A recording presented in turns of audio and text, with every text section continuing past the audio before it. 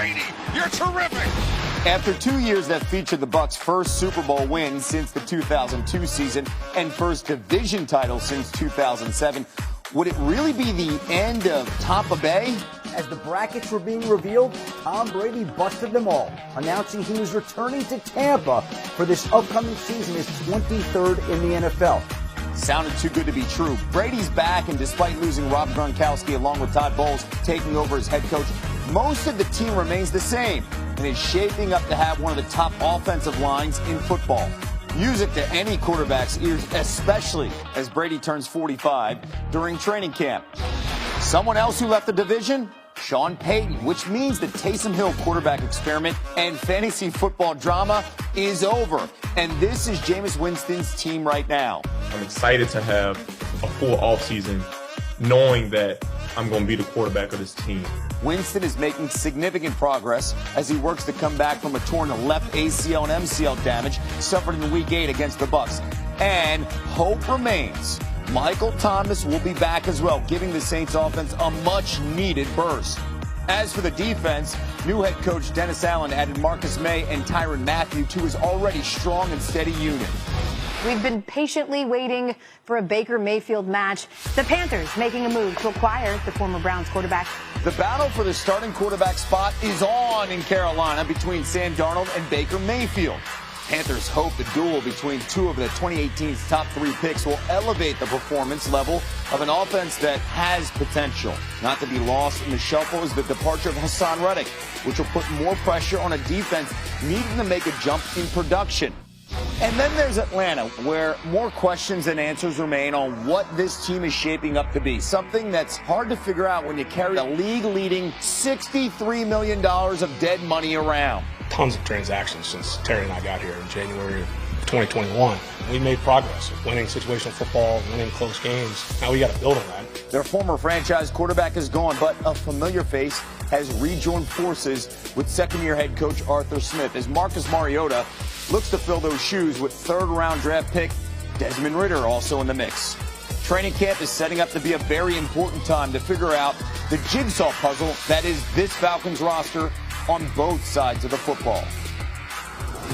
Tampa Bay is the runaway favorite at Caesars Sportsbook to grab the division title for a second straight season. In fact, that's the shortest odds, that minus 320, of any team to win its respective division, with Buffalo next at minus 220. New Orleans, how about plus 380 to claim its 5th division title in the last 6 seasons? Great to have Super Bowl champ Ryan Clark back with us here on Sports and RC. What do you make of the idea that the Bucs are the most likely team to win their division this season? I think that anytime Tom Brady is on your team, it's not unlikely that you will win the division, and it's no surprise that people expect you to. But this is the team that went out and they drafted some positions of need. You also get healthier on defense this year, and I do believe that Todd Bowles now being the head coach is going to be a breath of fresh air to a team that played well down the stretch but faltered in the playoffs. We also think about Tampa Bay and who this team was before Tom Brady got there, and now the way they've morphed into everything that he needs to win football games. Now Byron Leftwich, Tom Brady have more control over the offense, and Todd Bowles, the great defensive mind. I expect this team to play football differently but more efficiently, and it makes sense that they'd be the team favored the most to win their division. We have seen some great teams roll through Tampa through the years. Tampa trying to win back-to-back division titles for the first time in franchise history. Good chance of that happening in this division, RC. When you look at the rest of the NFC South, who do you believe is the most likely to compete with the Bucs for the division title?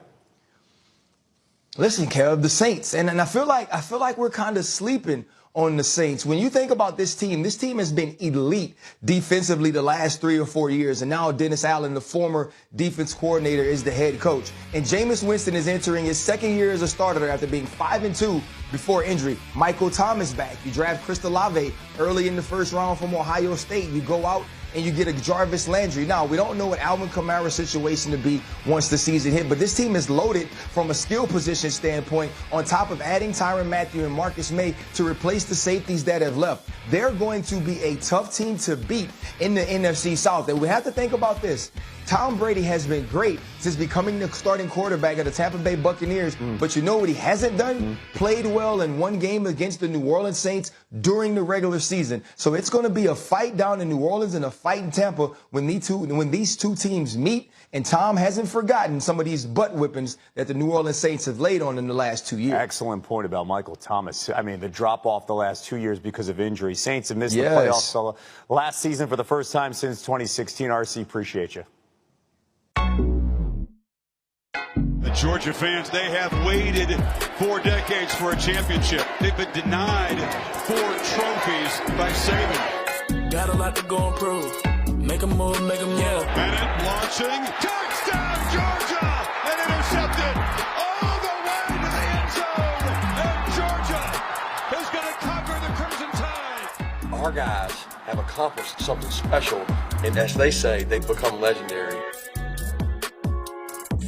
I'm still picking ticker tape out of my hair from that championship. Meanwhile, the Bulldogs had 15 players taken in the 2022 NFL Draft, most by any school since the draft shortened to 7 rounds in '94. Also the most by reigning national champion, by the way. Stetson Bennett returns after throwing 29 touchdowns in Georgia's Deep breath for you, national championship season. JT Daniels did transfer to West Virginia. There's still, though, 3 ESPN top 300 quarterbacks on the roster.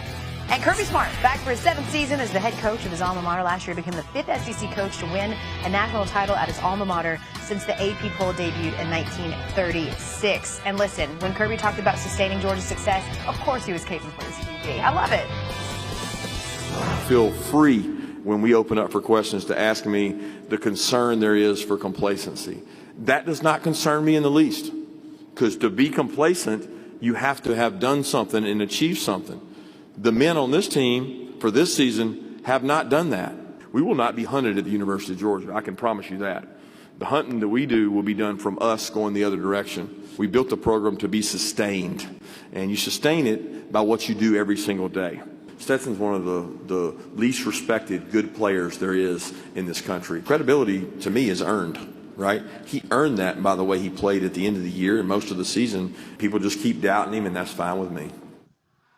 Greg McElroy is plenty respected in these parts, except for the fact that he won a national championship at that other SEC school, but it's fine. He joins us now from SEC Media Days. I'm torn about this, too, as a Bulldog fan, Greg. You know this. I mean, how much faith do you have in Stetson Bennett? I'm talking to you right now, El, and the rest of Dog Nation, because I'm tired of this, man. What more do you need to see out of this guy? What more do we need to see?